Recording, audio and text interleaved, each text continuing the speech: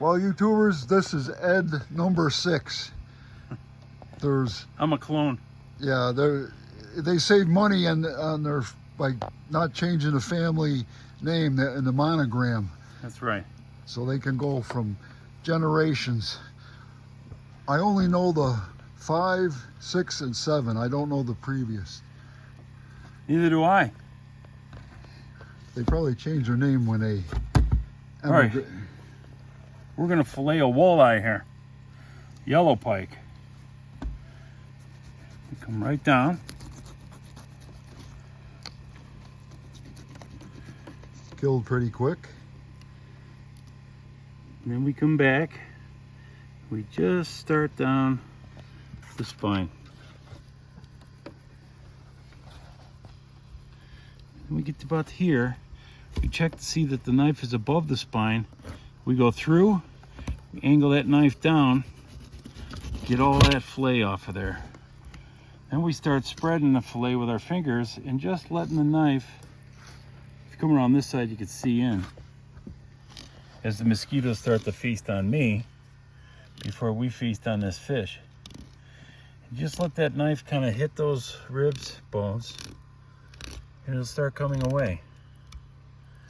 Then you turn the angle of the knife to start coming down those rib bones to keep that fillet coming off.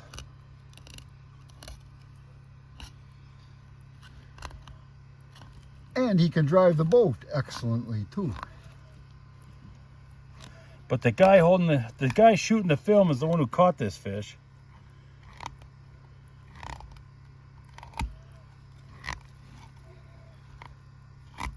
This is a great size fish for eating. It's not the size fish that is repopulating the lake. Look at that fillet. Sweet. This is the fish that are repopulating the lake. We like to throw those back so they make more fish. So we're doing the same thing. I come up nice and high to get that extra fillet. And you're not trying to take the fillet off right now. You're just trying to separate it with a little bit of the knife until you get down here. And then you're gonna feel with the edge of the knife that you're above the spine. You go through, you angle your knife down, you start sawing, but you wanna be above those fins. And you can saw right out. And now we're just gonna do the same thing. I'm gonna start taking that fillet off. I'm just gonna let the knife sort of glide. And there's a seagull that's been circling that's waiting for the rest of this. And there's also a bald eagle that came in earlier and just took one of these. Or, not the fillets, the garbage part. Right, the carcass. But if no birds come along and take them, you take them out to the center of the lake, and when those carcasses go to the bottom, something's eating it. And you guys out there in YouTube land may notice something about Ed's voice. He sings in several choirs, including the church choir, Lancaster Presbyterian Church. And the Lancaster Depew Community Choir. Which my daughter's in. And a few other members of the LTC. But she sings better than I do. And he's got him and his brother have a financial advisor service. All right, so here we go again. It's nice to hold the fish by the head. You come up underneath these fins, you just saw halfway down through the fish. Then you let your knife saw. You come up high to get most of that fillet that you can up near the skull. You turn your knife and you're just running it a little bit down the edge.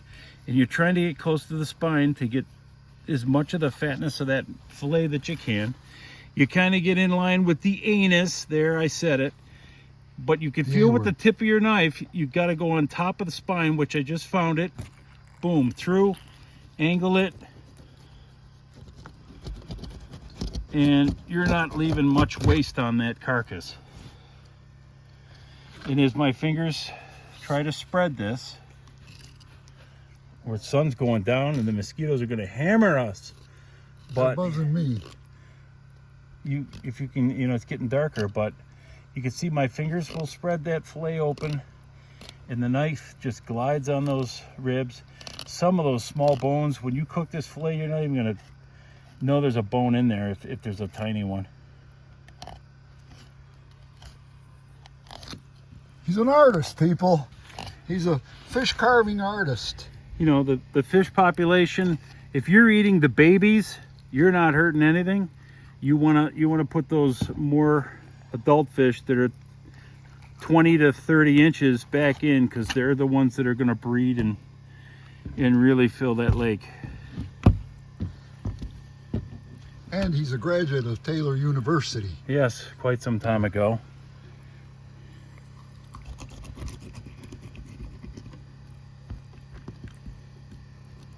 He lives for this.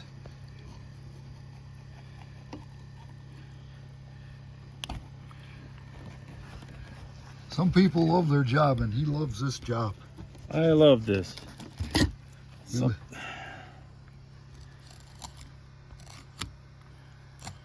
at that. Look at that fillet.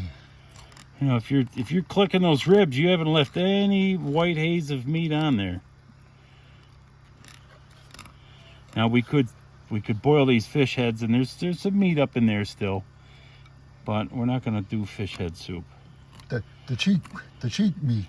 If the fish was really large, you could eat the cheek, but we're going to let the seagull and the eagle, and if there's an osprey, they could swoop down and take this as well. You'll see an osprey from time to time up here. You just free up the fillet.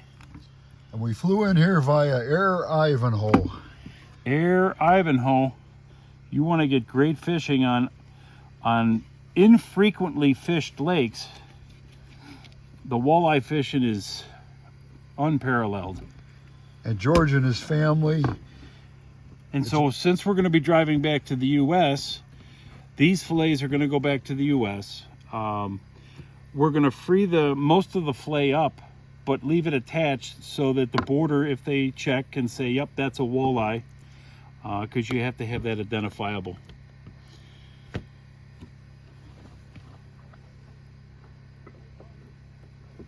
Now we got this handy dandy device. This is really nice because your thumb, after doing a lot of fish, gets tired of holding that fillet in place. But something like this, right there, you just grip it. You take your fillet knife and you just start taking that off. Sweet. The man's an artist, people. You're looking at a skilled artist. You do hundreds of them, and it probably should even go faster than this, but yeah, because he's taking time to explain it to us dummies out here. Filleting for dummies. So now these will be frozen, but when you take them home and you throw them out, the guy that's doing the fish fry can just, rip that off a little easier. So that's why I'm leaving the whole skin on for the border, if they'd like to see, what we've caught. We don't go over our limits. Hopefully they'll let us back in the States. Okay, that one's done. We'll throw them in a pot of water to clean them up a little.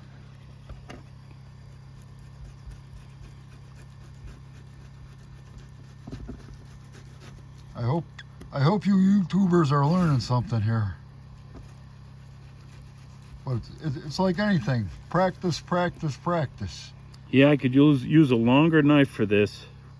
I really like cleaning fish with this short knife, but when you start trying to take the skin off, you could use a longer knife. I check to see if I'm using the bladed side, yeah. Okay.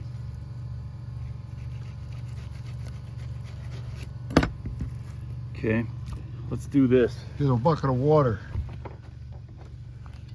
He's got the longer knife now. We got the longer knife. The Rapala. My son don't like those wheel sharpeners. He says they rip your blade up. We'll have to get him to sharpen your fish knife for next season. Now you get the longer knife. You keep the blade of the knife angled down because you don't want to start leaving a haze of meat against that skin that's just going to get thrown away. You want to get it all. So you angle the knife downward. You got a saw. And if we were eating these now, it'd be nice to just, boom, take them right off, but I gotta leave skin on these. And it's much easier with the longer knife. I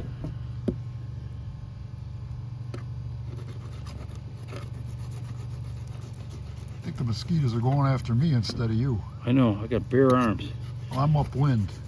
Sometimes my brother will stand here and swat them on my arms. But he usually takes the skin off while I fillet the fish. That's it, folks. All right. Happy fishing. That's how you get it done, like a pro. Have a good evening.